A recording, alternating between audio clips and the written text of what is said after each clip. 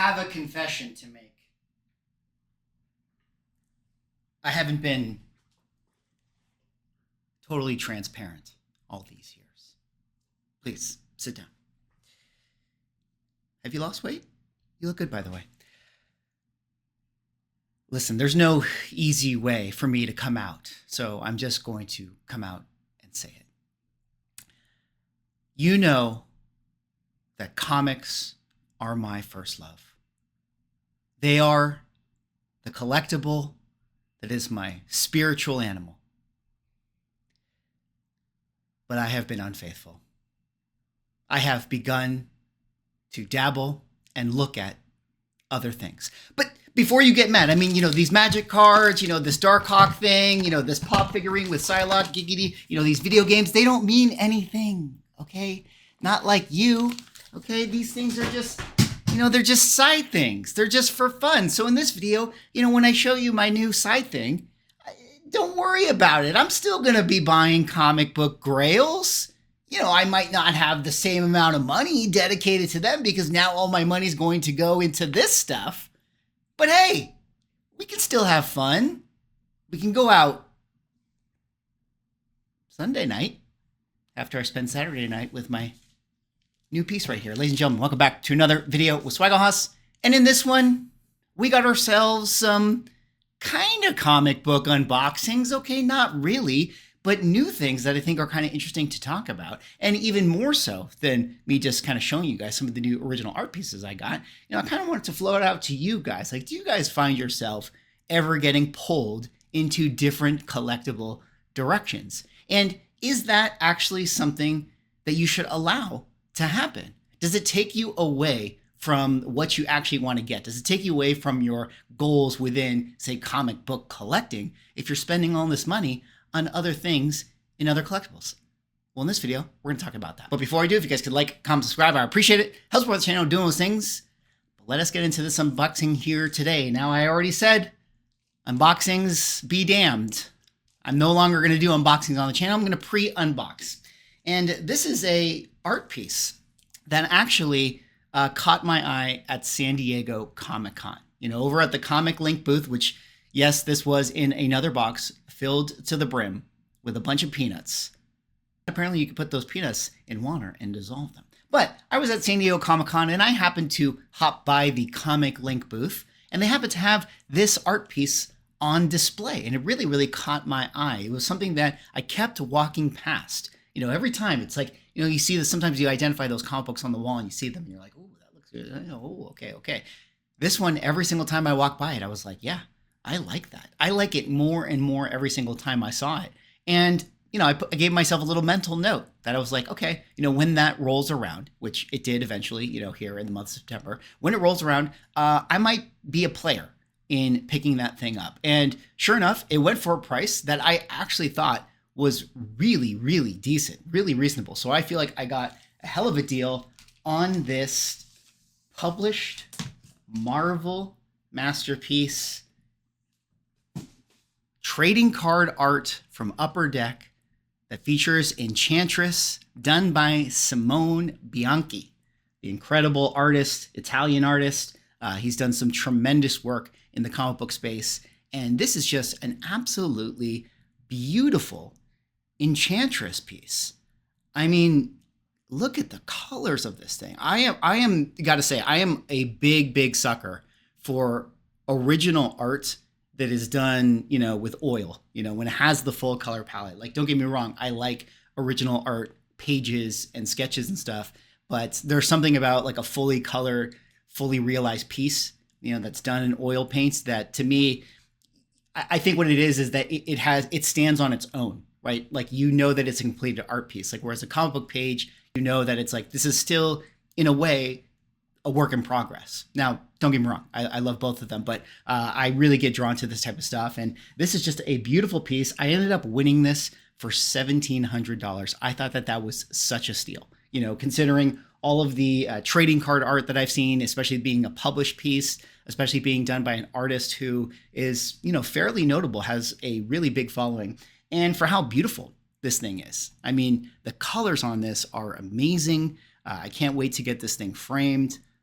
Look at how cool this is. You guys know me. I've talked about Enchantress many times. She is one of my favorite Marvel villains. And I was so happy to spend $1,700 on this piece. Whereas if I think about like Journey into Mystery number 103, Enchantress's first appearance, if I were to take $1,700, maybe I would be able to pick up a really nice grade of that, like certainly in a 9.0 or higher. I think currently we're where the fair market values are for that book. But I would much rather own this. While it's cool to have a first appearance, like there's so many of those books out there. There's so many opportunities for me to pick up that thing, but there's only one of this. There's only one of this art piece. And I just love what he did with it. And I love that you can, when you have these art pieces in hand, you can just see the work.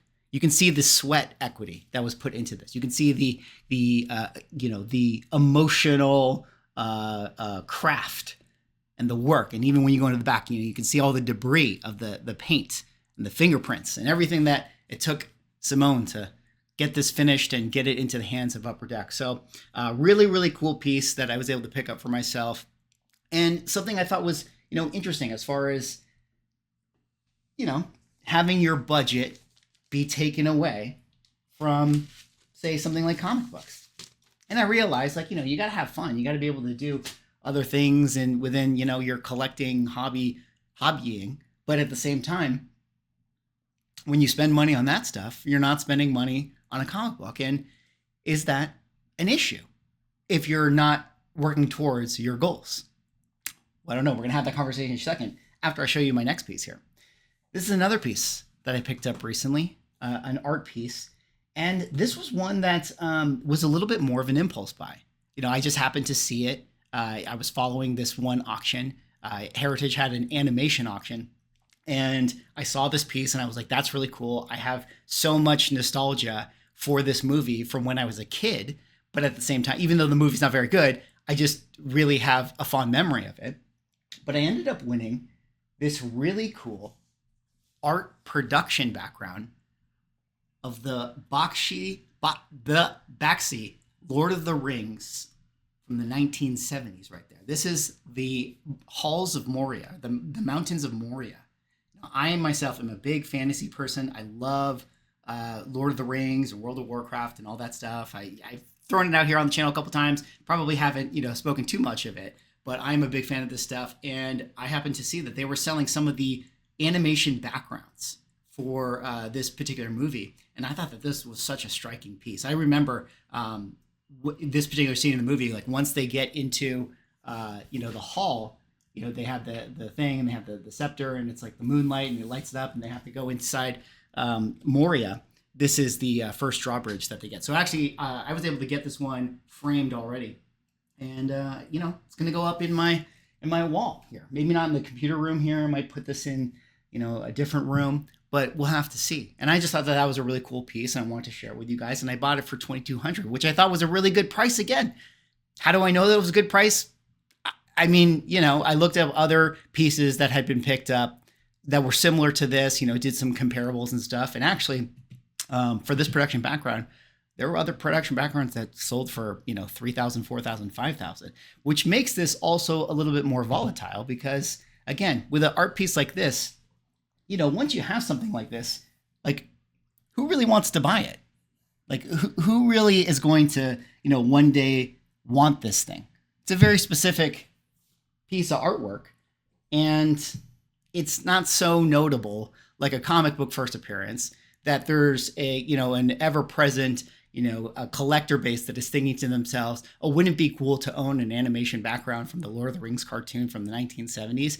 I mean, it's so esoteric, which is part of the reasons why I bought it, it's just kind of an impulse thing. But what was interesting with this, and this is an experience that I've never had, maybe some of you guys have had this with your purchases before, but Heritage Auctions actually gave me a little note that says like, hey, because you bought this, you will always be able to consign it with us in the future at like a very, very discounted rate.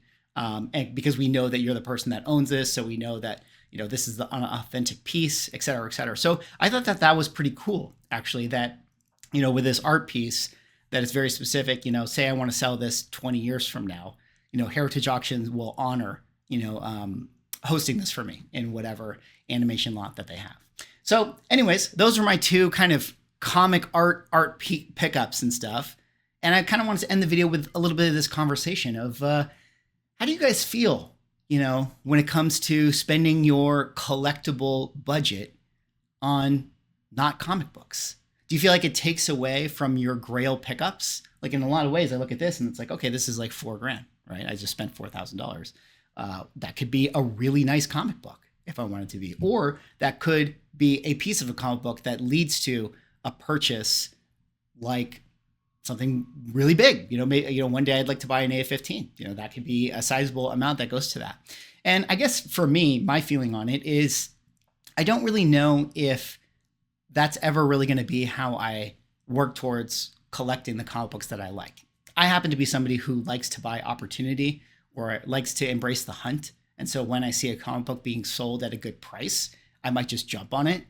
And that's just kind of how I go about it. Because I want to know that if I buy a book, should I ever decide that I need to let it go, I can get my money back out of it. So I'm looking for books that have a little bit of that equity, have a little bit of that room, so I can sort of protect myself, which is similar to what I just did with these art pieces, is because, the art pieces, they don't move in that sort of way. If you're buying ones that aren't, say, published art, that are comic pages, that are always in demand, that are always, being sought at. It's kind of like a lot of Golden Age books in that regard, original art, where, if you buy the Golden Age keys that are like the real true keys that everybody knows, that everybody wants, you're going to have no problem being able to sell that in the future. But if you're buying Golden Age comic books that might be cool, but they're a little more obscure, if you're buying like Joe Palooka books or whatever, those might be a little harder to move. You're going to have to really wait for that right buyer to come along. Same for original art in that regard. At least that's what I've learned in talking to a lot of experts within the original art space. Anyways, that's all for this video. That was me just kind of showing off a couple of my new pieces, sharing with you guys, coming clean that I have other collectibles that from time to time that I pick up. And yeah, it eats away at my comic book money. But I don't know. I could have a problem here. I could become very addicted to this original art stuff. Because this stuff is really cool, man. There's a lot of pieces that I have my eye on. Some grail pieces that are so much more than comic books. Because that's the thing. This is the only one exists. I don't know if there's anyone in the world who specifically feels like they need this piece. But if they do, they're going to have to go through me. And that's kind of the interesting thing with art, is that it's one of one. Talk about rarity. This is actually rare. But what is rare does not necessarily mean that it's valuable, right? Because if nobody wants it, then nobody wants it. But I wanted it. I'm glad that I have it. Anyways, that's all for this one. Let me know what you guys think. What do you guys think about, diversifying is not the right word. What do you guys think about dabbling into other collectible spaces? Do you find that it pulls you away from your collecting goals? Do you like doing it? Is just the joy of being able to, get a little toy here and a little trading card there, something that is just, all encompassing to your collecting hobby? Let me know what you guys think. Anyways, that's all for this video. But before we end it, let us pick a winner for our PSA slab giveaway, which of course last week I had our PSA versus CGC slab comparison video. Shout out to Fanable for providing the slab. We're going to pick our winner together here today, just so you guys know that I did this on the up and up. It is a totally random thing. I already copied the link to the video. We pasted it in here into the YouTube random comment picker. I appreciate everyone who entered. We go over here, we go keyword filter. We type in the word Venom. I already tested this. I know that if you use hashtag Venom, it also works. So there we go. We're going to load up all of the comments. We have over 148 that participated here, that used the keyword in their comments. So let us pick the winner now. MRO Range 00. Thanks for the comparison. Venom, hashtag Venom. Well, there you go, Mr. Orange 00. Mr. Orange 00, I will reach out to you. You are the winner of the contest. Congratulations. I will give you a couple days to get back to me. After I end this video, I will pick a couple runner-up winners, just in case Mr. Orange never responds to me, because I'm going to have to give this slab to somebody. Anyways, that's all for this video. Let me know what you guys think about collectibles in other categories. Thanks so much for watching. Like, comment, subscribe. See you on the next video.